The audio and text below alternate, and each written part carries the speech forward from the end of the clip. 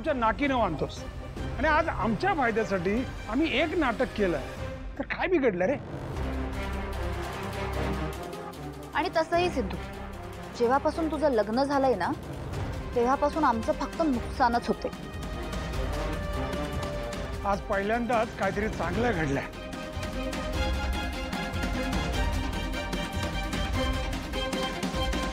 एक कुटुंब म्हणून आहे ना, आज तुम्ही सगळेजण माझ्या नजरेतून उतरला.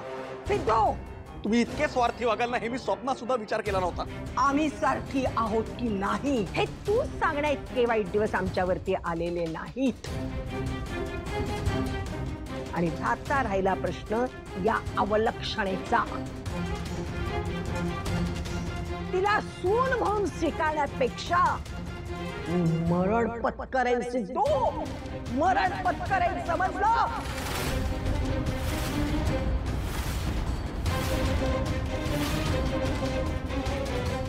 आजी, पप्पा, आई, कधी नाही ते आज आपल्याला चांगली बातमी मिळाली.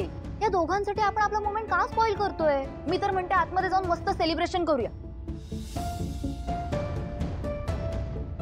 चला. आणि हो, बाहेर कुणी रेंगाळत बसू नका. चला.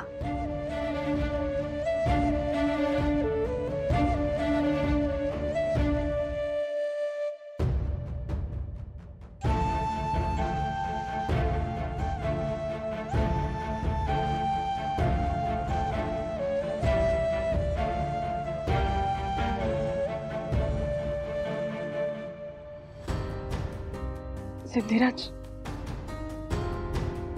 तुम्ही नका इतकं वाईट वाटून घेऊ. हे असं काहीतरी होईल याची कल्पना होतीच मला.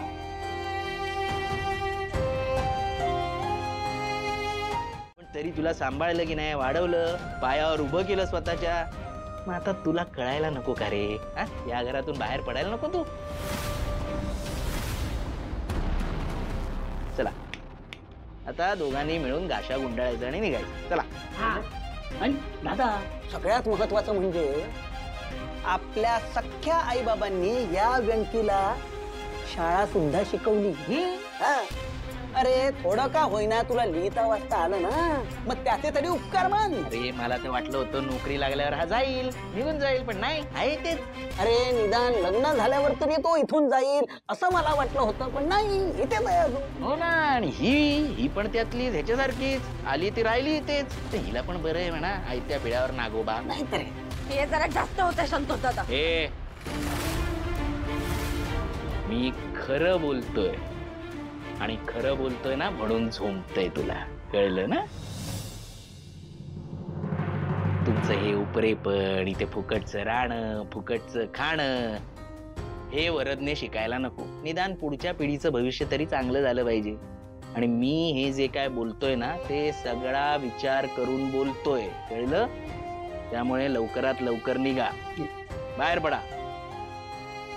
तुला वरदची शपथ आहे.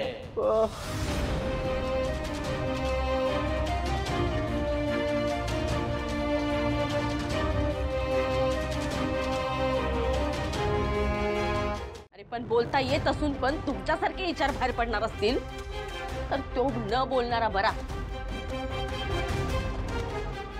नाही, मला मान्य आहे का मला नाही आहे तुमच्यासारखी शहरी भाषा बोलायला, पण तुमच्यासारखं मन पण नाहीये माझं. उलूस पोकळ. माझा व्यंकी तुमच्या आई वडिलांचं नाही ना? तुमची आई वडील माझ्या व्यंकीचे नाही ना? अरे पण तुमचे तर आहेत ना ते. मग स्वतःच्या आई वडिलांनाच घराबाहेर काढायला निघाला, वृद्धाश्रमात टाकायला निघाला. अहो, आई वडिलांच्या म्हातारपणीचा आधार बनायचं सोडून तुम्ही तर त्यांनाच घराच्या बाहेर काढायला निघालात. माझा व्यंकी तुमच्या आई बाबांच्या पोटचा नाहीये ना? तरी पण तुमच्याच आई वडिलांना त्यांच्या पोटच्या पोरांपेक्षा सुद्धा माझा व्यंकी जास्त जवळचा वाटतो, जास्त आधार वाटतो त्याचा. काय हरीश दादा, संतोष दादा, हातपाय धड आहेत ना तुमचे, तरी पण स्वतःच्या आई वडिलांच्या पैशावर टपलाय. अरे तुमच्या परीस माझा माझा व्यंकी. अरे काबाड कष्ट करतोय रे तू. पैसा मागवतोय पण घर खर्चाला पैसा देतोय माझा व्यंकी. पण नाही, ते नाही दिसणार तुम्हाला.